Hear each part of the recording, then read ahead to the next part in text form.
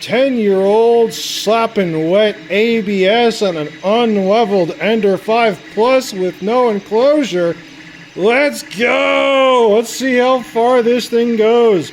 It got 4 layers done and now it's in Vaz mode. It's chugging along, but ooh, buddy, that's getting sketchy. It's getting real sketchy over there. It is starting to lift, and this has got 375 millimeters of Z height on this particular print. It's a fractal Christmas tree, and we didn't have any PLA in nice Christmas colors. And did I forget to mention it's 1.8 millimeter filament? Not 1.75, 1.8. But what harm could 0.05 millimeters of difference possibly do to this poor print, which is destined to fail? Oh yeah there, bud. We're lifting real good now. It's just this one side. The other side's actually doing not half bad. We've got some distance on her, but ooh, doggy. I don't know if it's gonna hold. We'll just have to see. This is going a lot better than I thought it would. Getting more distance than I imagined, but if you look real close as it gets to that side there,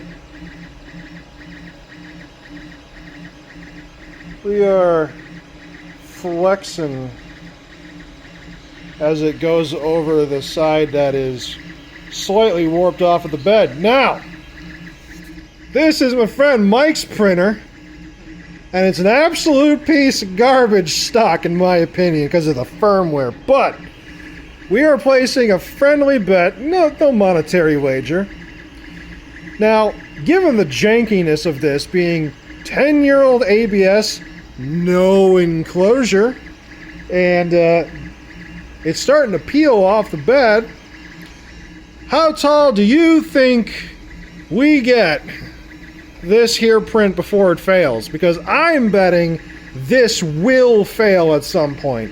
It has 375 millimeters of height to go through, and we are not even close. What are you wagering that if you had to reckon, what do you think we'll get to?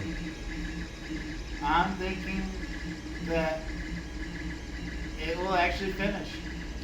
You think it'll finish? Yeah. He thinks it'll finish.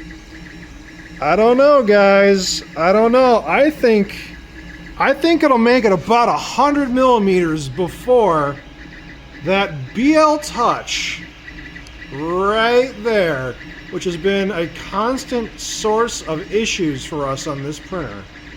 That probe hits the edge of the print.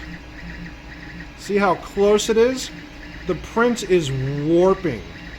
So it is physically coming up. And I think it's going to warp enough to where the probe on that BL Touch scrapes it and just pulls the print right off of the build surface because it does not have a lot of adhesion.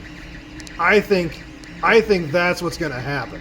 But look, it's only got to go so high up, going outwards, then it's going to start going inwards. So at 100 millimeters, I think it's already going to surpass that. So it's going to be in its upward slope. But you forget, good sir, that as it moves towards the center, the BL Touch still has to pass over the part. It doesn't matter how far over or how far inward it comes. That BL Touch still, at every single layer, goes whoop right across, and it's gonna push or pull, in this case, that entire print whoop off to the side, and then that's gonna just end it right there, and we'll get nothing but tech spaghetti. That's my prediction. I think it's gonna finish. You really think that, do you? Yeah. Hey, he's giving me a lot of credit, folks. He's putting a lot of stock in my jankiness. Like, look at what we had to do to make this first layer even work.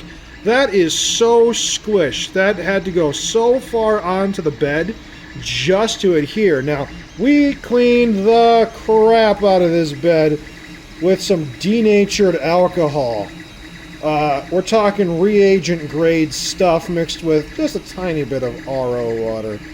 We got this surface nice and clean, but it's still having sticking problems. Now, to be fair, we really should have done this out of PLA.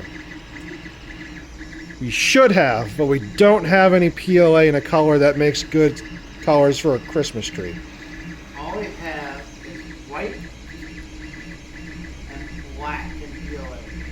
And Yeah. at home I have a blue, a very light blue roll, but it's PLA plus. Oh, well, I mean, that would have worked too, but yeah, so the only thing we had that was red or green, in this case red, we didn't even have green, was this old stuff that another friend of ours got for free from his work back when they were doing research and development with a 3D printer. They were using an old MakerBot. You can actually look in our old videos to find that MakerBot because it's a printer made out of wood. But, oh my god, dude, the 3D printers have come such a long way. But we're at a point where like it's just I'm thinking this will fail. If it does not fail, we will turn this into a nice little Christmas ornament with a light in it and everything. But I'm wagering it will. I'm wagering it will fail. You know what? I'm gonna trust it. You're gonna trust it? You're all in on that, really? Yeah, I'm gonna trust it. Let me just boot the print. No, I'm just. You know, no, that does not work. That is foul play. Foul play. Well, I mean, it's not any less than what that probe is gonna do. Just you wait. I have faith in my skills, but I don't have faith in this printer. Yet. Oh my God! You got so many parts coming on the way. What do you got coming on the way? You got an Easy Board Lite version 2, TS3D, an Easy ABL. The screen conversion. Oh yeah, we need to convert this screen to a dial, and which I prefer because this touchscreen is absolute trash. And then I also got a new bed coming in as well. New bed. Oh, that's right. We're moving away from the glass bed and going over to PEI on spring steel with a magnet, just like we do with all of our other printers, because PEI is amazing. And that way we can also run PETG on this as well. Well, hold on there, buddy. You need powder-coated PEI for PETG. Flat sticker PEI will just weld. Ask me how I know. Cue up the video where I pulled a chunk of PEI out of a spring steel bed. You know what? I could always just get another. Oh, yeah, and make me do the work to replace it. No, I could just get a second one.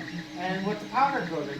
That's true. Okay. If you're going to get a dedicated powder-coated one, yes, you could do PETG on it. I would still advise using a release agent. Because PETG, the bonding between the layers is gnarly. But we got a long ways to go. This is 5% done at 2 hours and 7 minutes. So let's hope the power supply doesn't catch on fire. Well, this thing's been printing overnight as I slept, which was admittedly a sketchy thing to do given this printer's nature. But holy cow, I lost this bet so hard. I can't believe it didn't move. That's astonishing. Huh. We still got a ways to go. It's not even 3/4 of the way done. But wowee, look at that.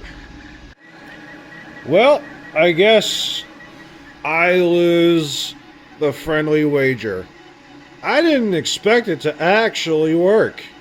I fully assumed it was going to fail. So this is what it looks like when we have the Christmas tree lit up from underneath.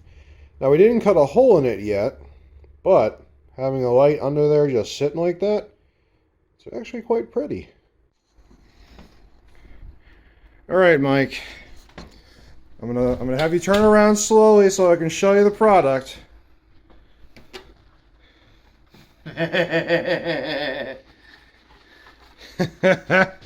How's that? Sounds like you lost a bet. Yeah, I sure did. Merry Christmas, bud. I can't believe that freaking worked. Doesn't it look like ice cream? It does. Now I'm hankering for some ice cream. Oh no. Could make it out of white. Could make it out of brown. Do we make a cone and merge them together? We could. Be a Christmas cone, but either way, there you go. It's done. It happened. I didn't think it would, but you win. You win. All right. Let's see what else we can freaking print that may or may not fail.